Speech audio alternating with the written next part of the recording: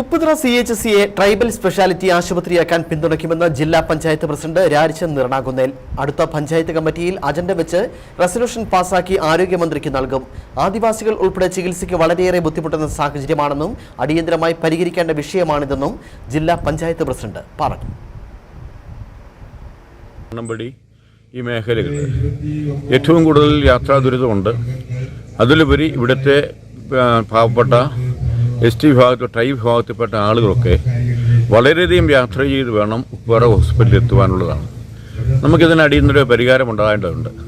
എനിക്ക് മനസ്സിലാക്കാൻ കഴിഞ്ഞത് ഇവിടെ ഇപ്പോൾ നമുക്കറിയാം പാലക്കാട് ട്രൈബൽ സ്പെഷ്യാലിറ്റി ഹോസ്പിറ്റൽ ഉള്ളതുപോലെ ഇവിടെ ഇടുക്കിയിലും ട്രൈബൽ സ്പെഷ്യാലിറ്റി ഹോസ്പിറ്റൽ ആരംഭിക്കേണ്ടതായിട്ടുണ്ട്.